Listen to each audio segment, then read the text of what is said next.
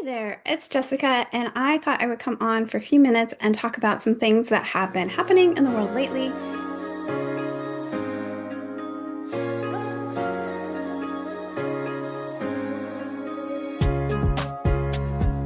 So I thought this would be a good opportunity to update you on some things that I've been reading. So let's dive right in. The first story that I saw last week that I wanted to tell you about is there was a story about crypto users being warned as ads push malware-laden crypto apps.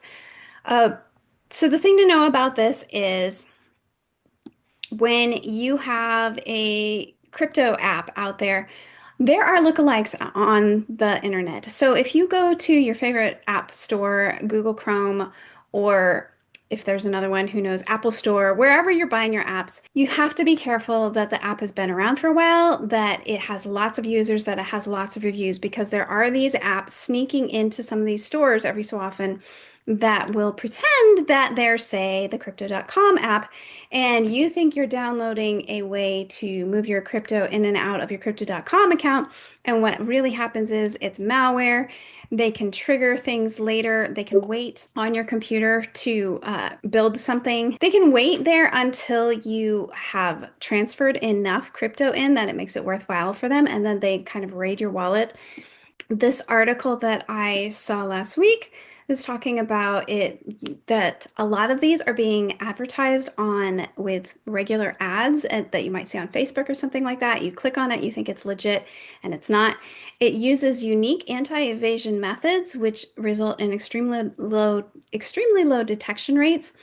And so usually the victims click a malicious ad, they're directed to a legitimate appearing but fake site to download the malware. And then the attacker's website and installation software runs simultaneously. So it looks like you're doing a normal thing, but you're really not.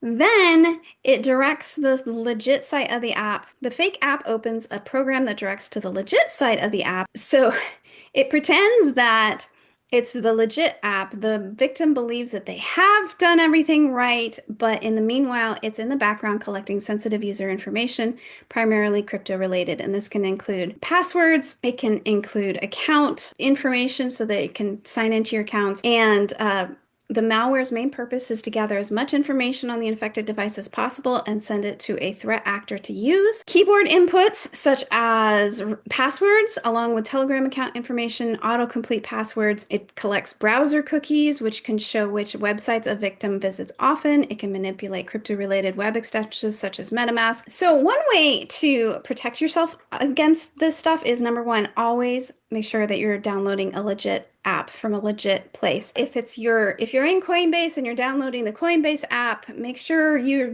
doing it from inside Coinbase. Or make sure it's got lots of reviews. If you're looking for the MetaMask app, there's tons of reviews, there's tons of users, there's tons of people saying, yes, this is the legit one. Another way you can protect yourself is to get anti-malware software that detects malicious JavaScript executions. So if your device is already infected, you can stop an attack if you use something like that. So those are a couple tips that the article suggested on how to recognize what to do. Not really even what to do, just something to be aware. You need to be really careful when you're out there with your crypto, with your passwords. You know, the databases here in the United States have been revealed. There's everybody's social security numbers and birth dates, and all this sensitive information is out there floating around the web. And you just have to be especially careful as much as you can when you're interacting with things. And it wouldn't hurt to get your computer checked up and make sure you're not infected with some kind of program that is going to turn against you someday. There was another interesting story I saw. So there was a police officer in the UK, and he was involved with an arrest of someone involved with the Silk Road, and they seized a wallet. And when they seized the wallet, he managed to steal, I believe, what was it, 50 Bitcoin from a seized wallet. And this happened way back in 2017. The thing is, because people often believe that the blockchain will keep you safe and that it's anonymous because, there's no way to connect you yourself to your Bitcoin address. It's a place to store your Bitcoin, but it's not directly connected to you. And this guy managed to steal 50 Bitcoin and he hid it. He actually used the dark web and crypto mixing services to split the stolen Bitcoin into smaller amounts. He transferred them through crypto exchanges and prepaid cards to conceal their source. And at first, he thought he was going to get away with it. It did happen back in 2017. This story is coming out now in 2025, which is 8 years later, because detailed blockchain analysis revealed that he was the culprit. So they managed to trace his movements across the blockchain from the stolen wallet and must have been into his accounts. And ta-da, this guy who stole 50 Bitcoin, which is worth a lot of money right now, as of when the story was written. At the time, the Bitcoin was worth about $79,000, but by the time he was caught, the crypto's value had surged to over $5.9 million, or 4.4 million pounds if you're counting in UK money. So crazy stuff. How did he commit it? Between May 6th and May 7th, 2017, he was a lead crypto analyst in the investigation. He used his privileged access to secretly transfer 50 Bitcoin from the seized retirement wallet.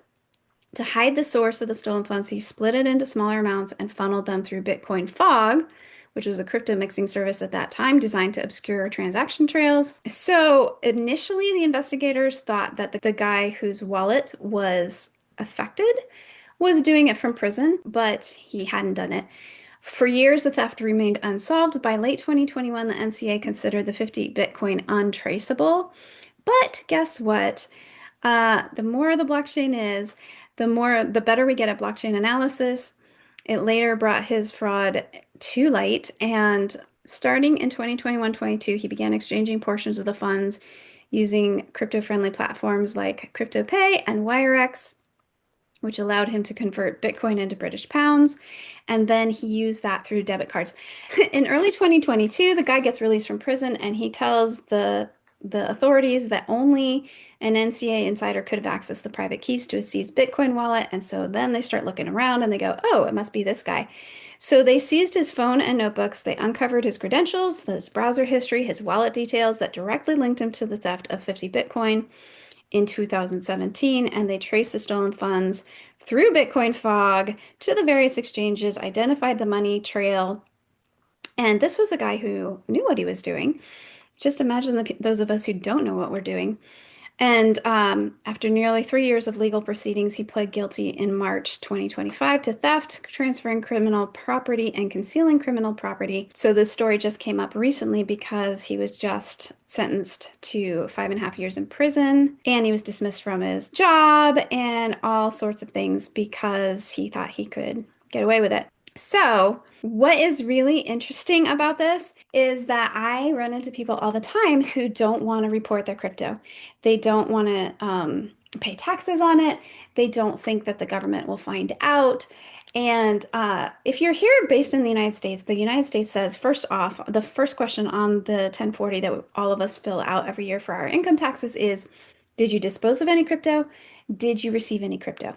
And if you lie about those, number one, there's penalties and all that stuff if they catch you.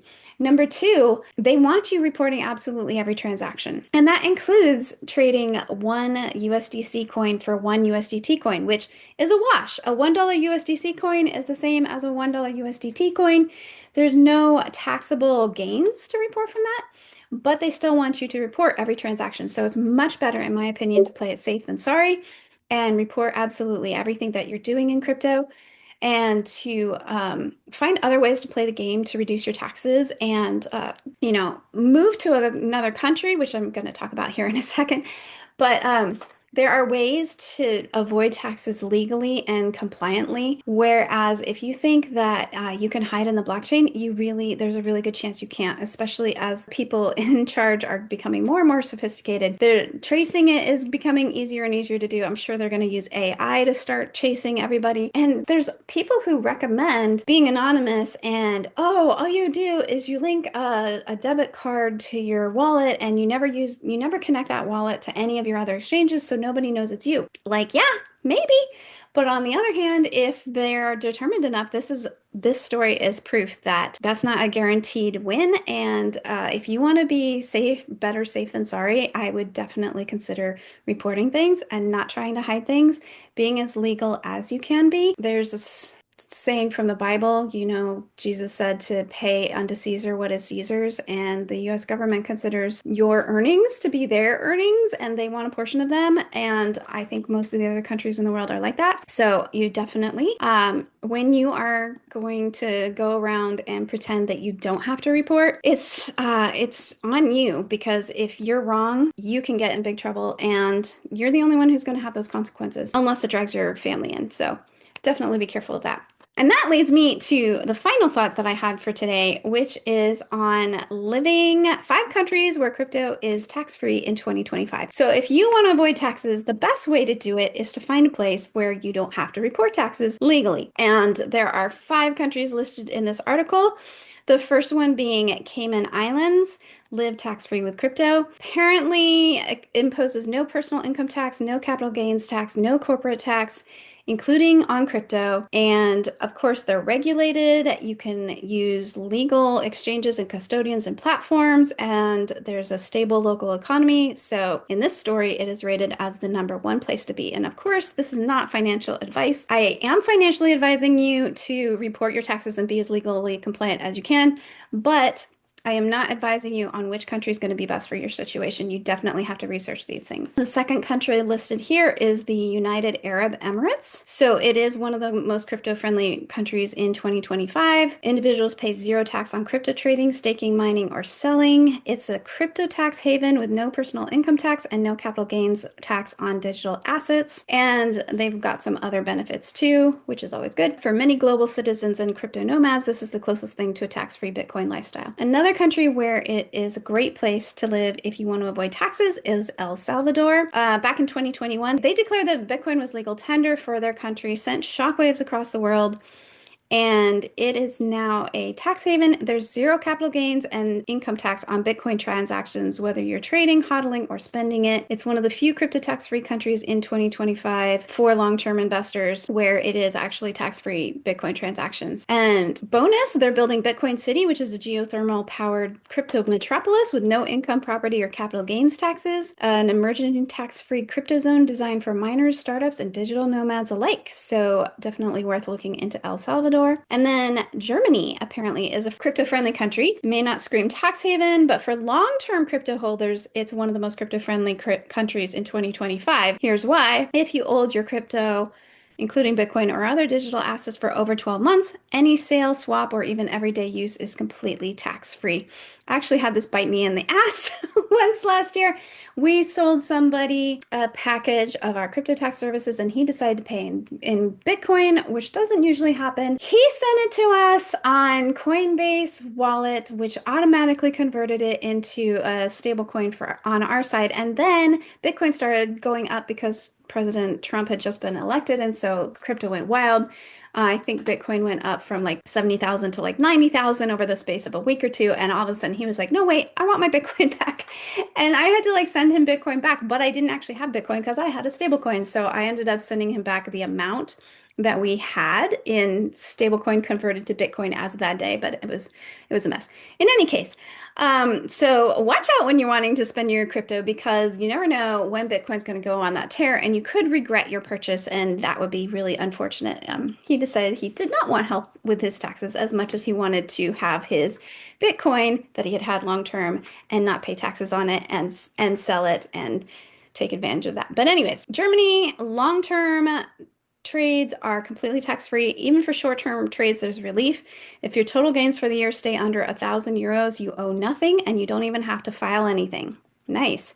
Might have to look into moving to Germany. In a high tax nation like Germany, the setup is surprisingly generous. And the last country listed here, Portugal, country with zero crypto tax. It's got sun surf and tax savings for assets held longer than 365 days. Crypto capital gains are fully exempt, making it one of the top cryptocurrency tax-free jurisdictions in Europe. If you got there before March 31st, apparently most foreign source crypto income is also tax exempt and domestic income is taxed at just 20%. However, the landscape isn't entirely tax-free. Short-term gains are now taxed at 28%. Income from staking or business-like activity is also taxed. So that is interesting. But those are 5 countries that you can look into. The 6th one, bonus, that I actually know about. I have a couple clients who are in Puerto Rico because there are certain benefits to living in Puerto Rico where something about if you declare your residency if you're there more than 180 days a year and you declare yourself a Puerto Rican citizen or whatever, there's some way to set up your taxes so it's significantly reduced. So there's one client there who is paying a pittance of what he probably should owe. Still needs to track his crypto, still needs to know where all of it is coming and going because the way the world is these days, you just never know if you're applying to buy certain property and you want to use crypto to pay for it. Sometimes they want to know exactly the trail of where you got this and is it legit because they want to make sure you're not laundering money. They want to make sure you didn't get it from North Korean hackers or whatever. So still a good idea, even if you're living in a tax-free country, to track your crypto, to know where you got it, what you've got, how much you spent for it, how much you're going to earn from it when you dispose of it. That is certainly something that we help with here at Beta Virtual Assistants. If you're interested in learning more, definitely check out our other videos and stay tuned for more videos. If you have a question, send it to us and maybe we'll make a future video about it. And other than that, I'm going to sign off. Bye. If you like this video, give it a thumbs up and subscribe. Drop a comment with your thoughts or questions and share it with your crypto friends.